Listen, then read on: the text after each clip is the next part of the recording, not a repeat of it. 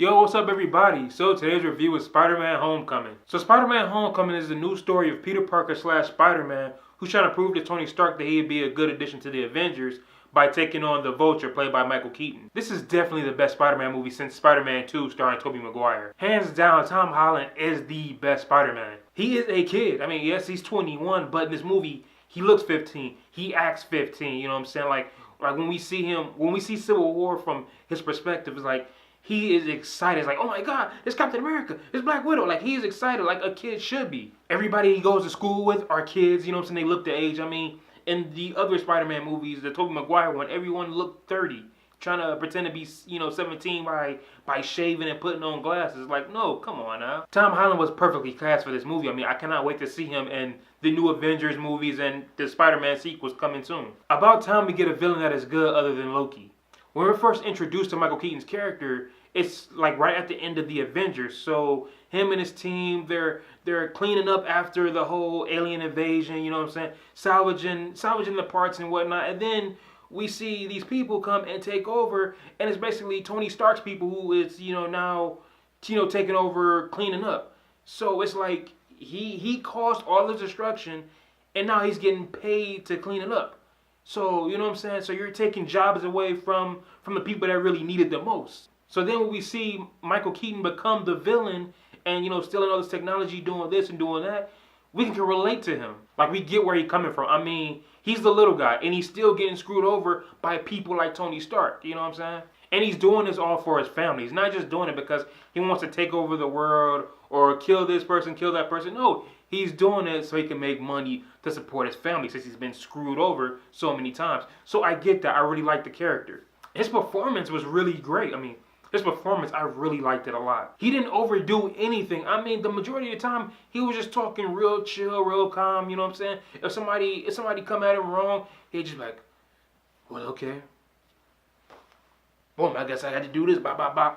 I'm just like, man, like, this dude is so chill. I didn't see him, not once did I see him really lose his cool, you know what I'm saying? He wasn't over the top or nothing. He was just calm. And that right there made him more, more imitating. So he's definitely the best villain that we've seen in a long time. Robert Downey Jr. is Tony Stark. He's back, and honestly, I'm pretty sure everybody else, along with me, thought that this is going to be Iron Man 4. But no, the movie is like 2 hours and 10 minutes, and Tony Stark is in it for like maybe a good 10 minutes, and he's just there to kind of like coach him, coach Peter Parker, let him know when he messed up and whatnot. I think he's in an Iron Man suit like one time, you know what I'm saying? So he's not really doing anything. So I'm kind of glad that he wasn't here to take over. He was just there to help out. I mean, it's a Marvel movie. We're gonna get other characters in these movies that probably have about the same amount of screen time. Peter's best friend Ned was funny as hell. I mean, I love that when the minute he found out that Peter is Spider-Man, he was more happy than anything. It's like, oh my God,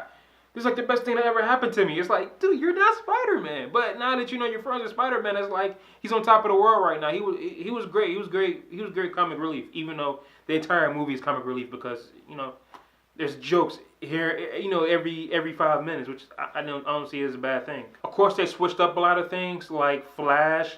It's not this jock. He's not this big bully. He's still somewhat of a bully, but he's more of like, this rich snobby kid. I mean, he's even on the, I don't know, I keep calling it athletics team. Let's say mathematics team. He's even on the same mathematics team as Peter. So it's like, he's still a bully, but it's more like, just always teasing him, you know what I'm saying? Making Peter feel like he's lower than him. So I enjoy Flash, I love the Spidey suit. It's kind of like the Iron Man suit because now, of course, you have the AI system inside, helping him out, showing him different programs and everything. And the voice is played by Jennifer Connelly, who is married to damn it, I keep forgetting his name. Paul Bettany, whatever. He plays Jarvis. So it's cool, it's cool that, now she's basically playing like the same role that he used to play. And a lot of the action sequences are really cool. I mean, nothing that made me go, oh my God, but they were still awesome as hell. I love that this is not an origin story. I mean, they don't even mention Uncle Ben. And then when they mention how, he got bit by a spider, Ned is just like, oh, you bit by a spider, did it hurt? The spider's dead. And then that's it. It's like, we don't hear nothing else. So it was like, You know what I'm saying? Like, you've seen all this before, so we don't need to really keep giving you the same stuff over and over. So I'm glad they threw away the origin story. The only thing for me though is that this is the 5th film. So I love this movie. I mean, I go see it again once I get some money. But it's like it feels kind of tiring because we've seen this in 5 other Spider-Man movies. Damn, matter of fact, this is the 6th movie. Holy shit. Damn, I thought this was, wow. You see what I'm saying? This is the 6th Spider-Man movie, and while yes, the characters are different, it feels kind of new. I mean, honestly, character-wise, when it comes to the action, it feels somewhat the same. I mean, it's a guy, swinging on the webs, like again, But I mean, that doesn't take it away. I still love this movie. It's still the best Spider-Man since Spider-Man 2, and it's definitely enjoyable. So, Spider-Man: Homecoming. If you've seen it, comment down below. Let me know what you think. And who was the best Spider-Man to you? Of course, like I said, Tom Holland.